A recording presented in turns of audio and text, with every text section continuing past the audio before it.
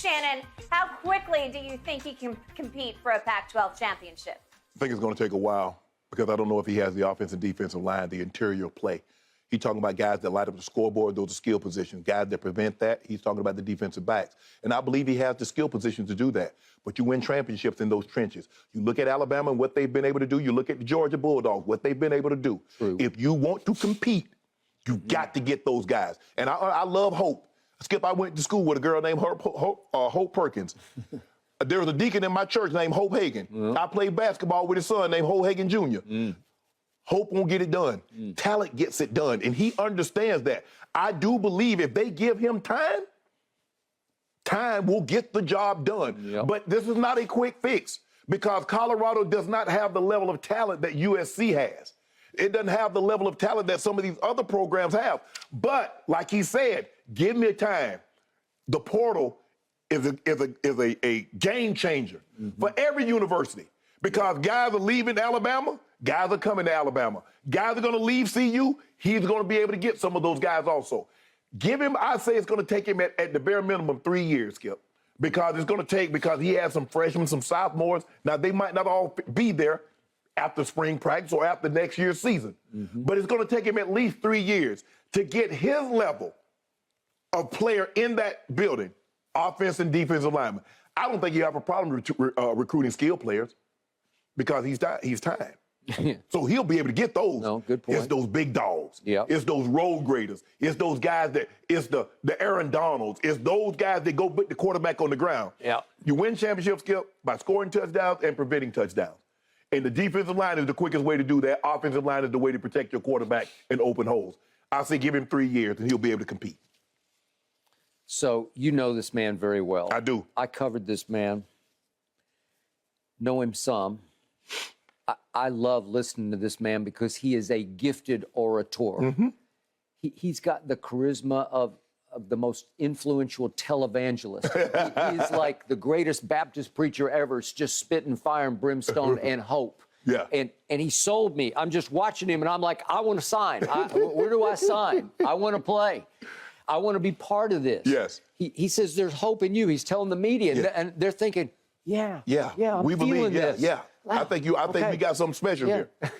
Okay, you're right. You're making too much sense at a time there's no sense to be made because he's just trying to create hope, even if it's kind of false hope to start with. You have to create it where it starts to grow into real hope. Yes. And I love how he's coming across.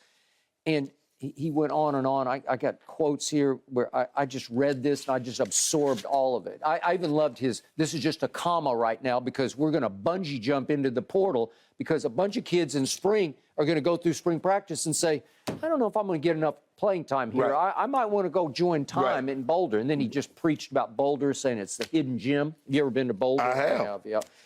And it's, okay, you've played in Denver, obviously. Yeah. But he went on and on. He said, the only way you're going to out-recruit me is with a bag. If you got a bigger bag than I do, I'm sure they got some bag there. Yeah.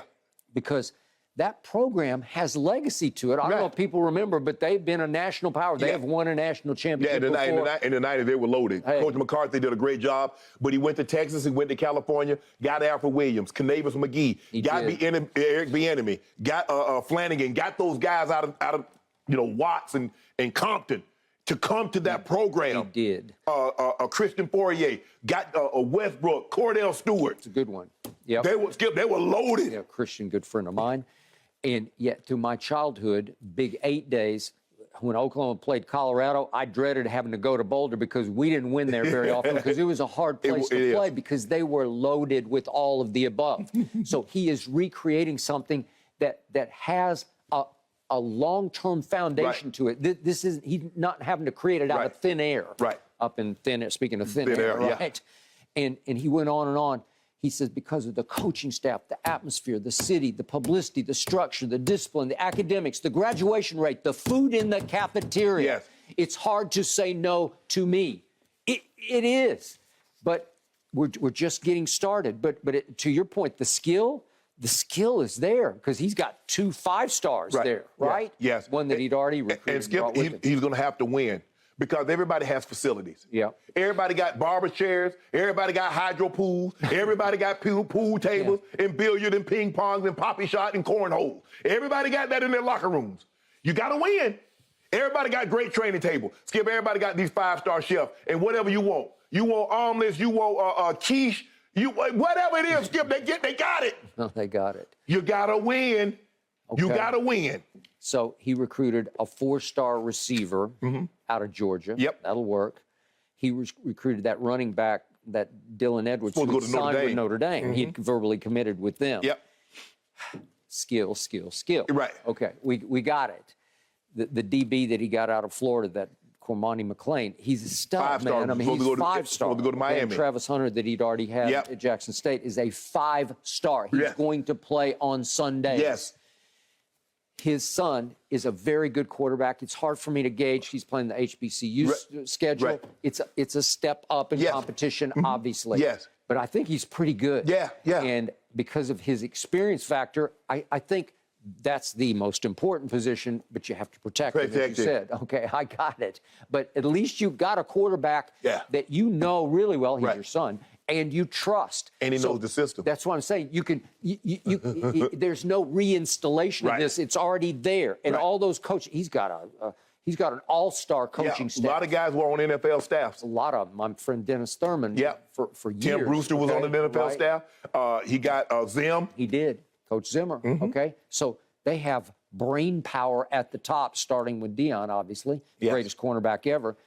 So I don't know. It was the other funny quote from me. He's like honest to a fault. Sometimes he's disarmingly honest, but he readily admitted the kids who are there who went 1-11. He said, I don't even know their names right now. He said, we've got names on the back of our shirts right now because I don't know them. And then he said, I'm not familiar with every kid. I'm not being disrespectful.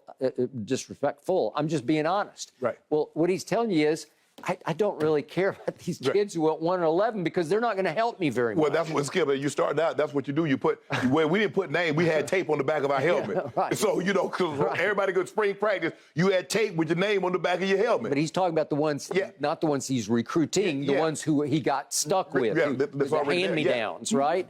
And maybe there are a few who can help. Yeah. And maybe a whole lot of them can help. Remember that he, in his introductory remarks to the group, he just basically said, a lot of you aren't going to be here very long. Okay, well, that's the reality of the situation because he doesn't want to go 1-11, and I don't think they're going to go 1-11. I don't think so either. Could they win 4 or 5 games? Yes. They could. Yes. In 2 years, could they be a contender for the Pac-12 championship? I do believe that. And it's a lot. I think the third year is when they're going to make hay. Okay. It's not a conference known for its defense. No, hell no. For Lincoln Riley, defense is an afterthought. And you saw what happened to USC. They could score a whole lot of points, and then they would run into Utah and get outscored. Yeah, I'm trying to think. The last guy that come out was Steve Entman, the last defensive guy to go out of the Pac-12. He's at University of Washington, went first overall. He went first overall, and it was a mistake. But I can't think of anybody else to come out that went number one, that went high. I mean, Thibodeau this past year went 5, but I'm saying he did. But normally that guy. Back in the day, USC had. Defense. Yeah. Back in the day, I'm going back to the 70s. What you talking about, Ronnie Lott, and the Browner brothers, and who else was there? They had some Dennis Smith, Chip Banks. I think Chip Banks went 2 overall. But USC was loaded back in the day. Okay, but then they switched now. They're all offense. UCLA feels like it's mostly offense. Those late 70 teams were loaded. Okay. They had offense and defense. But my point is, if you can build it with Coach Thurman and Coach Zim and Prime coaching the defensive side, and if you rise up and you become, I don't want to go so far as to say a defensive power, but in that conference, you can make hay on defense. Yeah, but as long as you're if you can get to the 60s, you just can't be in the 100s defensively. No. I'm not saying you need to be, be Georgia where you're giving up 10 points a game, giving up 150 yards a game. But if you can just be in the 60s and you're up, because that's an offensive conference. They spread it out. Everybody's throwing the ball, 50 times a game. I say 3 years. I say his third year, you'll say, okay, Colorado has arrived. Hey, I don't know exactly what they're paying Coach Prime, but he's worth every penny of it and then some because he is gold. Yeah. I just feel he's going to do a great job. I really do. He will, and is. He certainly will, guys. He has a track record of success wherever he's been.